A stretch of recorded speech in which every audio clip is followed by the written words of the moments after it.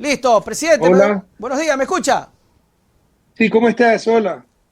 Ahora sí, lo vamos a poner en vivo y en directo. Señoras y señores, con ustedes, Rafael Correa Delgado. Bienvenido, presidente. ¿Qué tal, Nelson? Qué gusto verte. Gracias por esta oportunidad a través de tu programa. Un inmenso abrazo a la patria querida.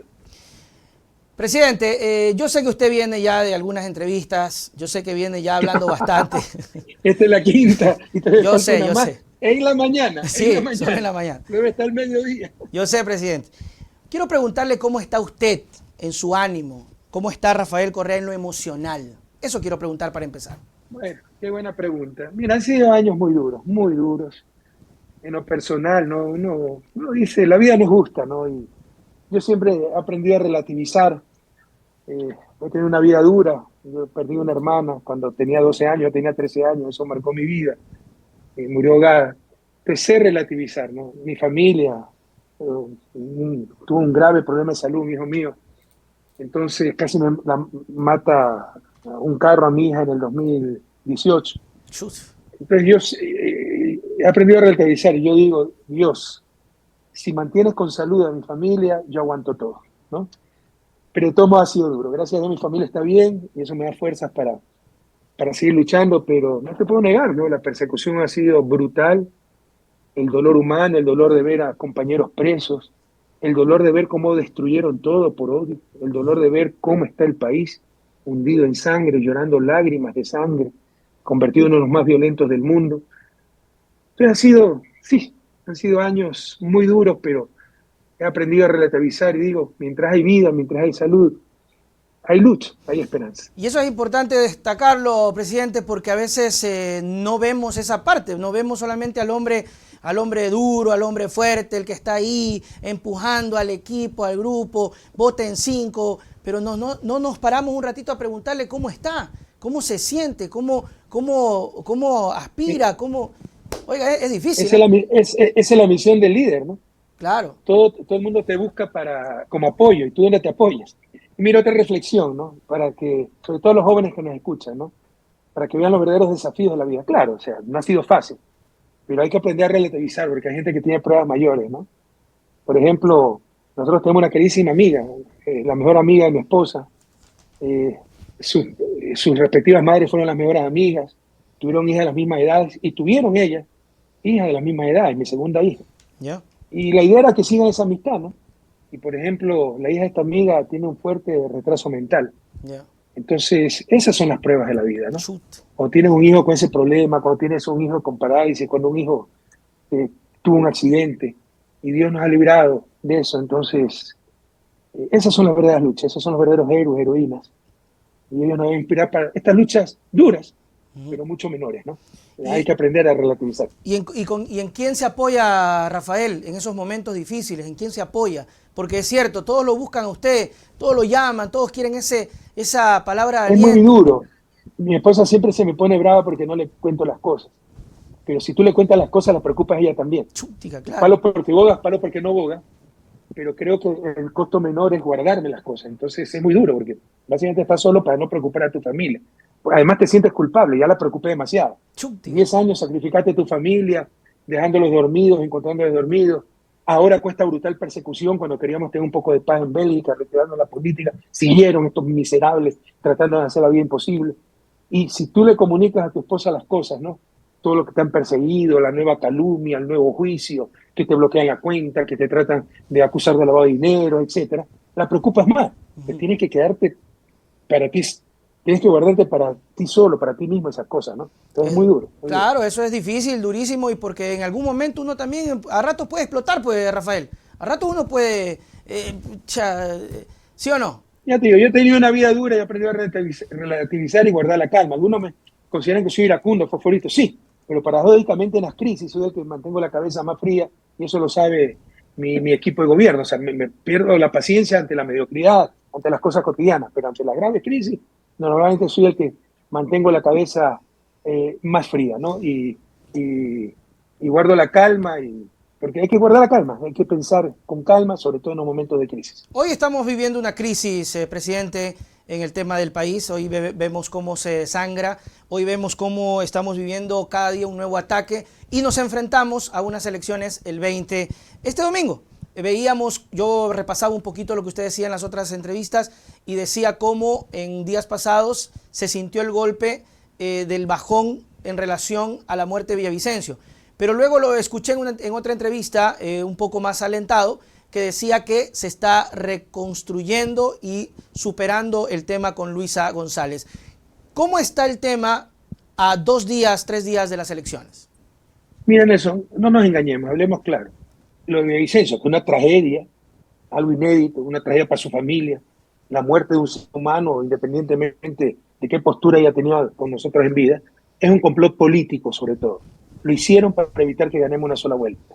Lo metieron en un carro donde no estaba ni el chofer para que lo acribillen, cuando 2 minutos después llegó su carro blindado.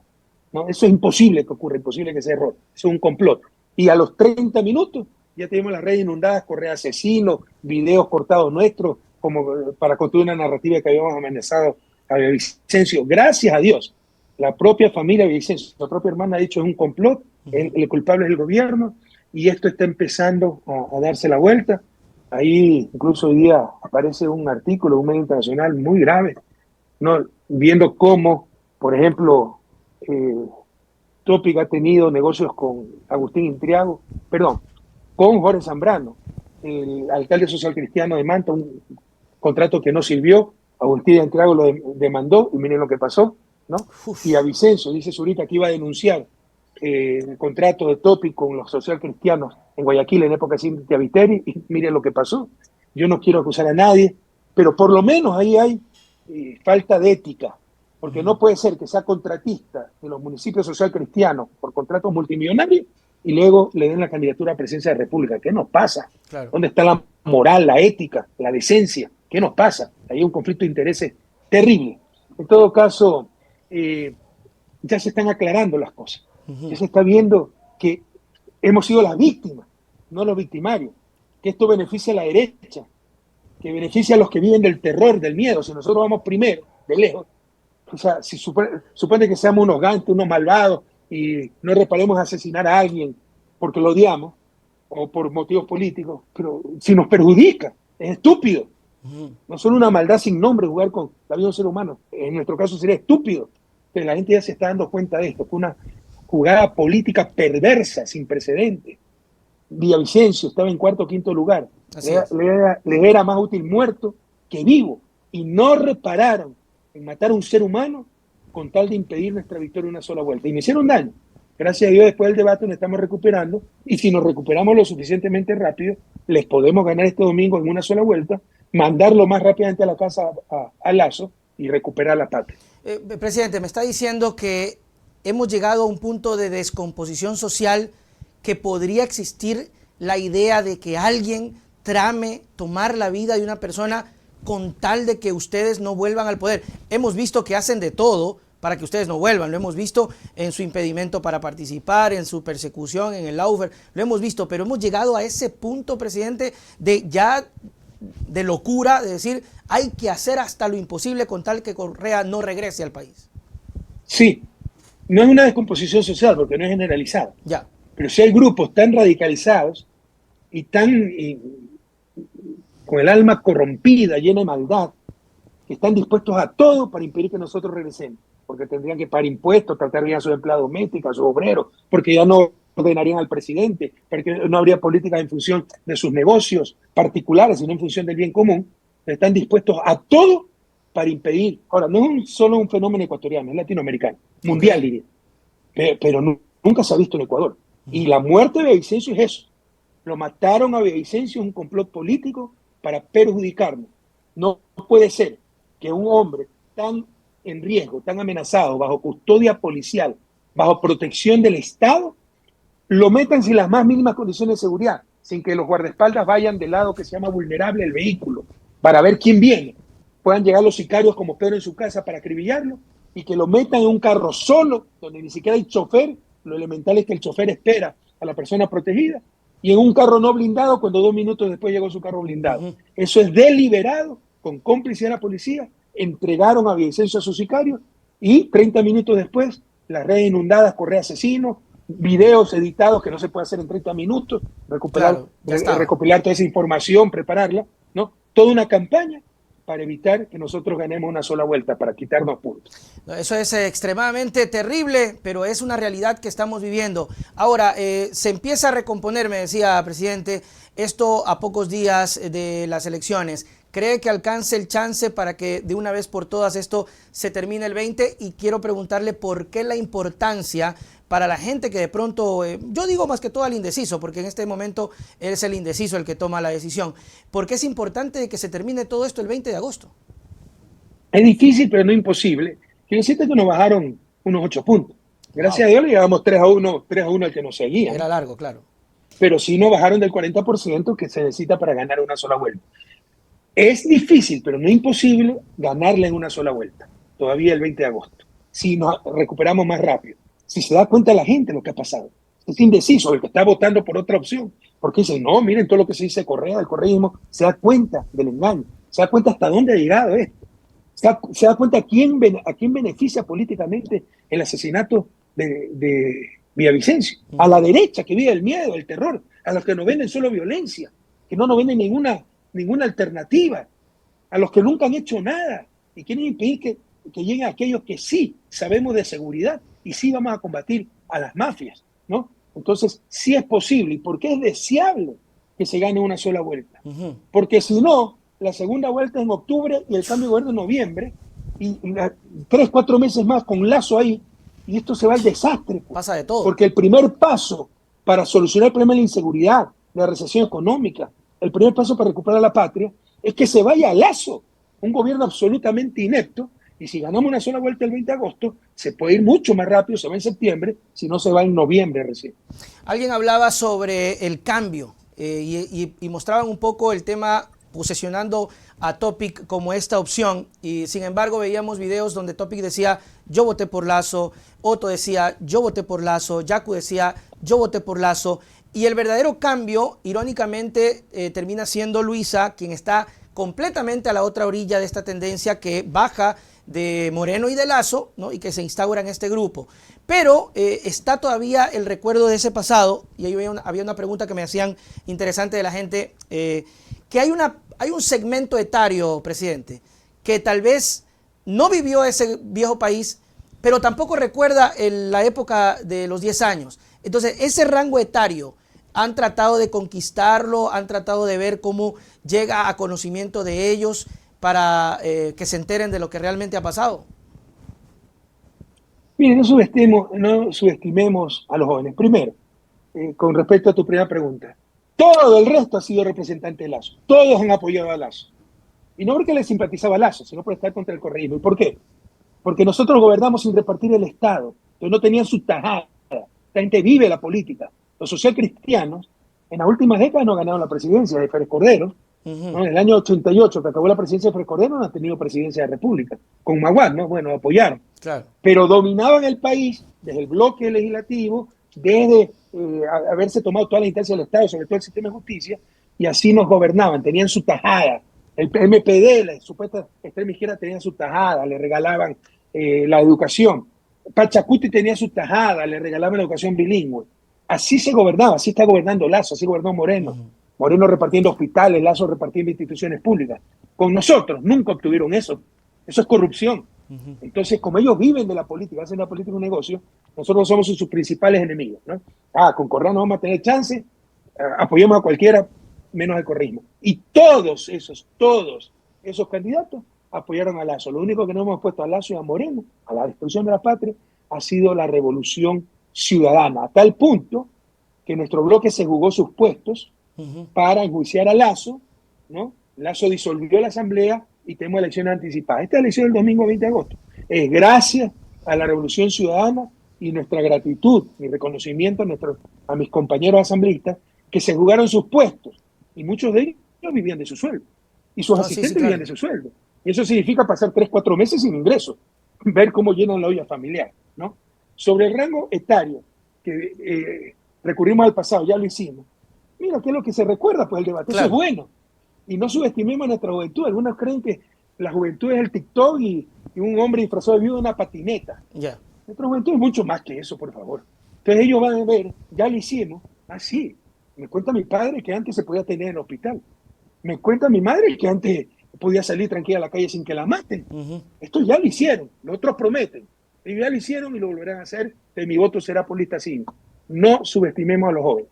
La certeza sobre la incertidumbre, que es más o menos lo que se podría entender, presidente, de lo que promete en este caso la Revolución Ciudadana. La certeza de lo que se hizo frente a la incertidumbre de lo, podríamos decir, novedoso o nuevo, pero lo que no sabemos. Y otra cosa, presidente, ¿qué pasa con los asambleístas? Porque una de las situaciones que preocupa es tener a los candidatos con varios grupos y no identificar a la asamblea, al bloque de asambleístas que lo va a apoyar. Por ejemplo, ustedes, es evidente que sabemos que es un solo bloque, pero acá tenemos, por ejemplo, apoyos de la 6, de la 3, de la 1. Entonces, eso genera un conflicto, presidente, y en una eventual gobierno, una eventual segunda vuelta, el reparto otra vez. Mira, varias reflexiones. La situación es tan grave que no podemos arriesgar. Tenemos que ir al seguro. Si se puede sacar una conclusión de ese debate que fue un desastre, parece que fue organizado por el pájaro loco con el asesoramiento de los tres chiflados. Y preocupa mucho, porque si el CNE no puede organizar un debate decente, ¿cómo va a poder organizar las elecciones? Los moderadores no sabían su rol. Creían que ellos tenían que calificar las respuestas de los candidatos, que falta de respeto. Iba a salir el próximo presidente de la República, y lo hacían callar, les corregían. Ellos tienen que hacer respetar las reglas del debate, los que juzgan la calidad de la respuesta son los ciudadanos, el público, pero jamás lo entendieron.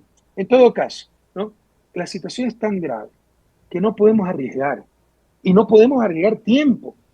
Llega uno de estos aventureros, niñitos ricos que le dio el capricho de ser presidente como a Lazo, aunque ese era viejo, le prestaron un partido político para ser candidato, gana las elecciones. ¿Sabes cuánto tiempo le va a tomar aprender a gobernar? Por menos un año. Y a él le quedan solo 6 meses para tratar de hacer alguna cosa. No tienen equipo, no tienen bloque legislativo, no tienen nada, no tienen experiencia. Nosotros ya lo hicimos, tenemos el equipo, tenemos la experiencia, vamos a gobernar el primer día. A no arriesgar, la situación es demasiado dura. Si quieren, en el 2025 se presentan de nuevo, pero ya no podemos permitir que el país se nos siga destruyendo. Lloramos lágrimas de sangre, apostarle a lo seguro, a lo que ya funcionó, a los que saben cómo hacerlo, porque ya lo hicimos muy bien y esta vez lo haremos mejor. Sobre la asamblea, se requiere apoyo en la asamblea. Nosotros vamos a sacar de 50 a 60 asambleístas. ¿Los otros cuántos van a sacar? Se requieren reformas legales, se requieren reformas urgentes. Entonces, no por odio, por novelería, el cambio. Vamos a ver qué pasa. Así como Lazo nos decía que en 100 minutos iba a resolver todos los problemas del país, que porque era rico no iba a robar, ¿no? Por la atracción de lo novedoso. Vamos a ver qué pasa. No estamos para Eso es lo que... No, el país no está para arriesgar. Jóvenes queridos, no se van a encandilar por los vendedores de humo, ¿no? Vamos a la seguro, pregúntenle a sus padres cómo era el país del 2007 al 2017 y vamos a recuperar ese país y vamos con ustedes, jóvenes, a hacerlo mucho mejor. Nosotros anunciamos la entrevista, presidente, y la gente nos colaboró con algunas preguntas previas en el correo electrónico. Hay gente que está enviando sus cosas en el chat, saludos principalmente. Por acá le manda un saludo Pedro Solines, alcalde de la Ciudad de Milagro. Oiga, ayer conversé con Pedro. Sí, la cosa estaba tan jodida que me decía y me dejó preocupado que hay también amenazas a Pedro. Y Pedro está amenazado, a Pedro lo amenazaron. Y muchos alcaldes están amenazados y, bueno, tienen natural temor, ¿no? Por supuesto, eso es terrible porque tampoco se puede trabajar. La gente nos compartía preguntas, por ejemplo, hablando de la inseguridad, presidente, cuando lleguen al poder, ¿cómo lograr una buena depuración de la policía? Grandes males, grandes soluciones, mi querido Nelson. Mira, hay una diferencia sustancial. Hay cuestiones cuantitativas, problemas ya conocidos mucho más graves. Por ejemplo, yo es el país con 5.6 homicidios por cada 100.000 habitantes. Acabamos el año anterior con 25.3 homicidios. Y de seguir la tendencia, si sigue el Lazo hasta noviembre, acabaremos con 35 homicidios por cada 100.000 habitantes. Dios santo. Yo lo dejé como el segundo más seguro de América Latina. Vamos a acabar como uno de los 15 más inseguros del mundo. Yo al país con 900 asesinatos por año. Vamos a acabar con cerca de 7.000 asesinatos por año. Esto es 20 asesinatos diarios. Entonces, la cuestión es extremadamente grave. Yo no he visto destrucción tan rápida en tan corto periodo de tiempo y en época de paz. Otra cosa es si hay una guerra civil. Otra cosa es que si hay una guerra abierta, pero con dos gobiernos democráticos es absurdo. Pero sí hay un cambio cualitativo, algo que nunca se había visto, algo nuevo, que no se había visto en el país. Probablemente en mi gobierno había crimen organizado. Lo hay en Claro, Europa, donde reciben la droga. Lo hay en Estados Unidos, donde reciben la droga. El grave problema es que se ha infiltrado en el Estado ecuatoriano. claro. No nos engañemos. Hay altos funcionarios vinculados al crimen organizado y la narcopolítica. Hay altos oficiales de Fuerzas Armadas y Policía Nacional involucrados en el narcotráfico, en el crimen organizado. De otra manera, no se explica lo que pasa en las cárceles bajo control de los capos de la droga, la impunidad con que actúan. Eso sí es nuevo. Y a grandes males, grandes soluciones, ¿no? Nosotros pondremos pruebas de confianza que habían y las eliminaron, polígrafos para los ciertos altos oficiales de Fuerzas Armadas y Policía Nacional. Vendrán los defensores de derechos humanos, yo defiendo los derechos humanos, a decir, eso atenta al derecho a la intimidad, pero sobre todo debemos defender los derechos humanos del ciudadano honesto. Y a grandes males, grandes soluciones, con polígrafo en mano, se depurarán sobre todo la oficialidad de Fuerzas Armadas y Policía Nacional. Una de las cosas que se está promocionando también, particularmente uno de los candidatos, es esta visualización de la mano dura para la delincuencia, con estrategia, con armas, con vehículos. Le consulto, presidente, ¿mano dura o inversión social? Las dos cosas no son excluyentes. Lo que pasa es que no pasan de la mano dura, porque ellos tienen pantalones, o sea, las mujeres no existen, porque ellos tienen huevos, las mujeres no existen. No, nosotros vamos a actuar en equipo, con pantalones y faldas, con huevo y con ovarios. Y Luisa tiene los ovarios bien puestos, como las mujeres de la patria, ¿no? Esos rasgos de machismo deberían ser inaceptables en el siglo XXI. Pero no pasan de eso. Todo es mano dura, todo es represión, todo es violencia. Si le preguntan cómo vamos a combatir el cambio climático, con mano dura lo meteremos preso y lo mantendremos incomunicado. ¿Cómo va a combatir la desnutrición infantil? Con mano dura y todo es mano dura, ¿no? Para empezar hay que dividir la inseguridad en dos niveles y nadie le habla de eso porque no sabe, solo la Revolución Ciudadana. La delincuencia común, donde se necesita mano dura, pero también mano solidaria, porque el delincuente común es el que le roba el celular, el que le abre el carro, el que se le mete a la casa para robarle las cosas, y eso se combate con desarrollo humano también, no solo con mano dura, con mano solidaria. Se combate disminuyendo pobreza, generando empleo, dando educación, salud. 250.000 niños menos tenemos en el sistema educativo en el año 2022-2023 que en el año 2016-2017. ¿Saben la desgracia social que es eso? Es mano dura, pero mano solidaria.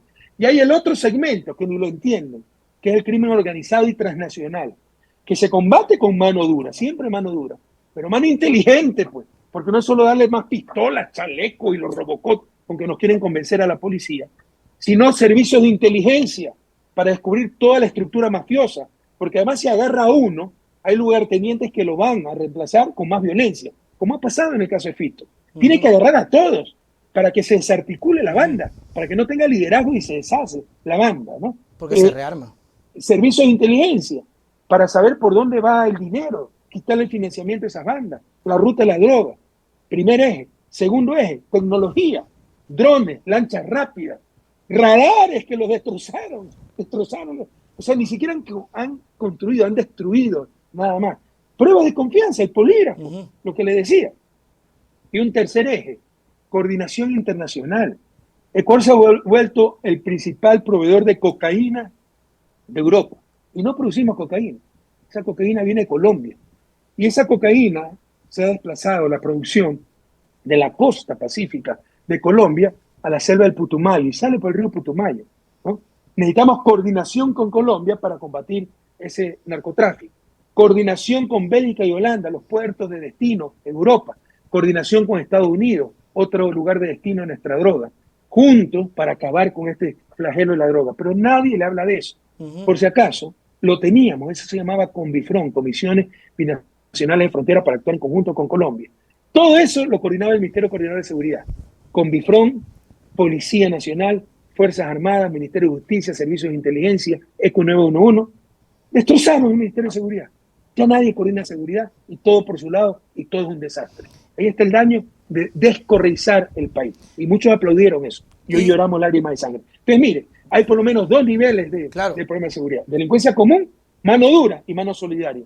Delincuencia organizada, mano dura, pero mano inteligente. Y nadie le habla de eso. Solo la Revolución Ciudadana. Claro, y solamente nos hablan de una guerra que sinceramente no queremos entrar porque terminamos afectados con daños colaterales. Hemos visto víctimas que nace de eso. Alguien me decía por acá y quiero consultárselo, presidente.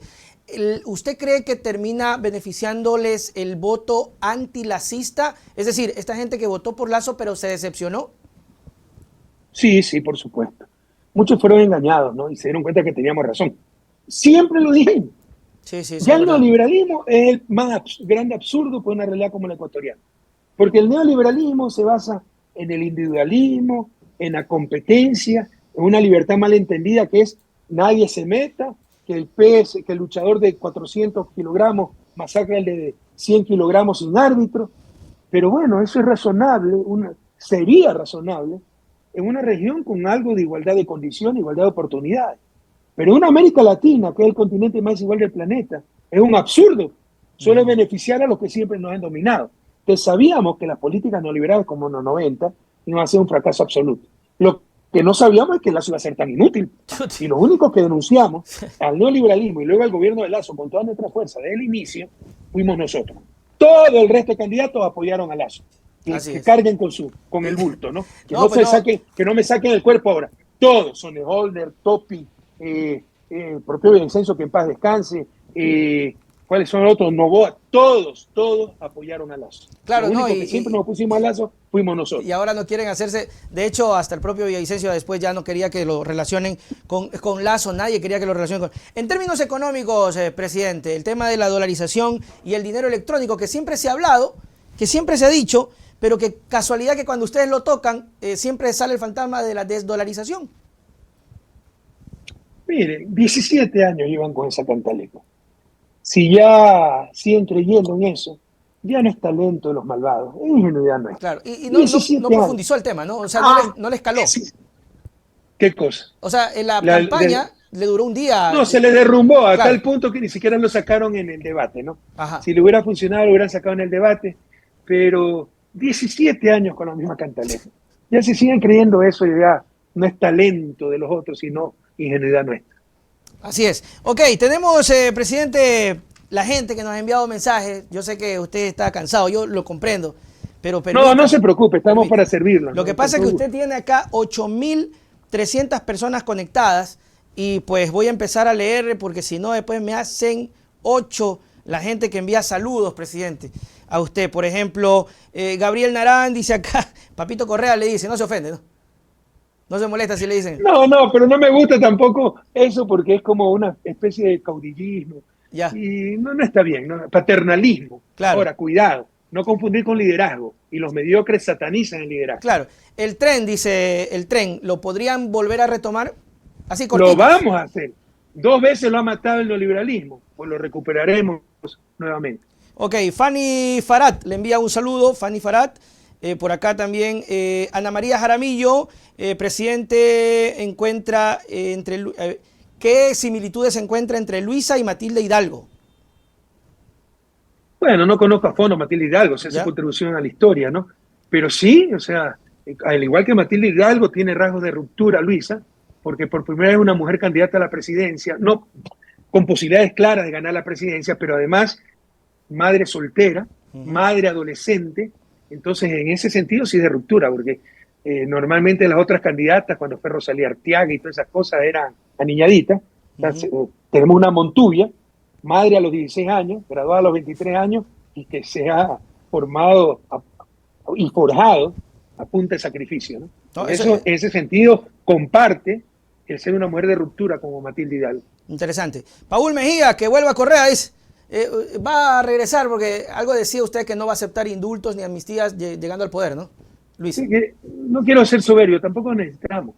Están siendo destrozados a nivel internacional. Mire, ya se le derrumbó el caso de Brecht. Y pronto se le derrumbarán los casos a nivel nacional. Pero a nivel internacional los estamos destrozando. La justicia ecuatoriana está por la pata de los caballos. Esa fiscal es el hazmerreír mundial, ¿no? Pero eso no publican los medios de comunicación. Entonces pronto también le ganaremos a nivel nacional. Guayaco hasta las huellas, Mashi, una sola vuelta el día domingo. Le envía un saludo Roberto Alvarado. Mateo Terán, mi hermano se graduó en Yacha y terminó su maestría y obtuvo una beca. Se lo agradecen. Yacha es espectacular pese a todo lo que han hecho para destrozarla. pero vamos a recuperar Yacha, esta gran parte del futuro, ciencia, tecnología, con excelencia a nivel mundial, los mejores estudiantes con los mejores profesores, siguen estando los mejores estudiantes. Yacha tiene menos tasa de aceptación que Harvard, para que sepa, pero los mejores profesores se nos fueron, porque los empezaron a perseguir, los empezó a hostigar CENI. Tendremos que retornarlos cuando lleguemos al gobierno y completar el proyecto, porque Yacha es la universidad, pero era toda una ciudad del conocimiento con diferentes campos para industria, agricultura, empresas e industria de alta tecnología, e incluso el CNESI tenía que ir a Yacha, a la ciudad del conocimiento, el Cuquí, y todos los centros de investigación públicos pertinentes, ¿no? Como el INIAP, ¿no? Pero, por ejemplo, el Instituto Oceanográfico no lo va a mandar a la sierra, claro. Pero el INIAP y los demás centros tenían que ir a Yacha, pero todo eso fue detenido por odio a Correa en el gobierno de Moreno y sobre todo por un tipo resentido, acomplejado como Augusto Barrera. Ok, Víctor Guerrero también le manda un saludo, Paul Mejía, César Gómez, Ángel Yuki, saludos desde Brooklyn. Los migrantes han sido muy golpeados, presidente, y también están clamando mucho el tema de ustedes, porque ustedes tenían un cambio muy fuerte para ellos. Es una ingratitud enorme, no son cifras, son seres humanos, son historias, son familias, pero hablando de cifras son los que nos mantienen. Sí, pues los más entre los dólares. Cada año están rompiendo récord las remesas de migrantes. Entonces, su platita que se la ganan con tanto sudor en Brooklyn, en Nueva York, en el sector triestatal, en, qué sé yo, los euros que se ganan en Murcia, en España, en Italia, los mandan a su tierra y así nos mantienen. Sin las remesas de migrantes habríamos colapsado. Mientras tanto, los banqueros rompen récord en utilidades, mientras la migración ha comenzado nuevamente, y sacan la plata pues, a sus paraísos fiscales. Y lo tomamos como algo normal. Hay que indignarse, jóvenes. No perdamos la capacidad de indignación. La indignación es una virtud democrática. Hay que saberse indignar. Y lo que está pasando es indignante. Encauce esa indignación en tu voto este 20 de agosto, votando todito 5, para que se acabe tanto abuso. Y para que nuestros migrantes vuelvan a ser atendidos con consulados, para ellos, no para los coctelitos, no para servir al Fondo Monetario, para servir a nuestra gente en el extranjero. Andrea Lazo le envía un saludo desde Quito. Héctor Villavicencio le dice, saludos, yo critiqué su gobierno cuando era en su momento, pero reconozco que estábamos mejor. Este es un voto de aquellos que dice, puta ñaño, con Correa salía a caminar tranquilo. Está bien eso, está bien que nos critiquen, ¿no? Sí. Pero tengan cuidado de no matar la gallina de los huevos de oro tampoco, porque nos criticaban algunas veces de forma muy destructiva, claro, ¿no? De la propia izquierda, nuestra propia gente, claro, tiene en el chip que si tenemos un caso de corrupción, somos todos unos corruptos, hemos fracasado. Pero si la derecha tiene 10.000 casos de corrupción, es normal porque no es derecha. Nada. Cambien esos dobles estándares. A la izquierda le exigen por qué no hicieron todo. Nuestra misma gente izquierda. A la derecha le exigen por qué no hicieron algo. O sea, así mismo nos hacemos daño. Siempre nos están violando, pateando en el suelo. Ay, hagámonos una autocrítica, estamos gritando muy fuerte. Claro. Y le damos la razón a los que nunca la han tenido. La autocrítica, los errores que cometimos. Por favor, los aciertos fueron inmensamente superiores. Nuestras políticas son estudiadas alrededor del mundo. Nuestro gobierno ha sido el más exitoso en la historia, al menos contemporánea del país. Pero hay que hacer autocrítica y con eso mandan el mensaje de que los otros tienen razón. No le demos la razón a los que no lo tienen. No es soberbia, es objetividad, es honestidad intelectual, es realidad. Fausto Lucero por acá le envía un saludito. X dice acá, nos envía también un saludito. MM también para el spot. Lo que pasa es que aquí ponemos el spot de Luisa también. Fernanda Vera dice, gracias presidente, en su gobierno pude desarrollarme como empresaria y obtener mi casa. La gente no se olvida, presidente. Pero muchos no agradecen, o al menos votan contra sus propios intereses. En mi gobierno se triplicaron en promedio las utilidades empresariales. Compare el periodo 2007, el empresario estaba feliz, con el periodo anterior, ¿no? 1997-2007. El triple de beneficios empresariales. Pero tuvimos la gran oposición de las cámaras de producción. ¿Sabe por qué? Porque no nos sometían. Y ellos prefieren el poder a la rentabilidad. ¿Cómo quisiera tener empresarios capitalistas verdaderamente que buscan la rentabilidad de sus empresas? Pero lo que tenemos en América Latina y en Ecuador son empresarios que buscan el poder. Y así nos han dominado 200 años, ¿no? Buscan la verticalidad. Si usted le propone a las élites latinoamericanas ser 3 veces más próspera, pero iguales al resto, no. Prefiere ser 3 veces menos próspera, pero dominar al resto. Y eso con nosotros no ha funcionado. Paula Esparza le envía un saludito. EcuaPR también, Clínica Dental, le envía un saludito también. Por acá X. A mí el dentista, yo era tan dientón que el dentista le cobraba a mi mamá por metro cuadrado, hermano. Pero le arreglaron los dientes. No, no me los arreglaron, eso lo Saludos, dice acá Jordan Ávila, quiero mandarle un saludo, dice Almashi. Javier Naranjo, buenas, gracias, presidente. Por acá Javier Patricio Alvarado, Carlos Monroy, también un saludito. Ismendia Bejar, buenos días, gracias por la entrevista. Carlos Payo, un saludo, dice acá. No se olvide de pasar por aquí más seguido, dice Carlos Payo, o sea, por el programa. Dice, cuando se pueda, presidente, cuando se pueda. Pero llevamos 2 o 3 veces. Ya van 3 veces. Ya van 3 veces, ¿verdad? Sí, tranquilo, no pasa nada. Ya cuando se pueda. Nosotros aguantamos. Lo que pasa es que la gente, presidente, es intensa. Y cuando lo venga usted en otro lado, a mí me escriben, oye Nelson, ¿cómo es posible que esté con Jimmy Airala, dice, en una entrevista y no te dé una entrevista a ti? Yo le digo, ya hemos pedido, hay que tener paciencia. Entonces la gente lo pide, presidente. Pero el otro es un medio abierto, el tuyo es solo digital, pues, ¿no? No, pero también sale por internet, pues.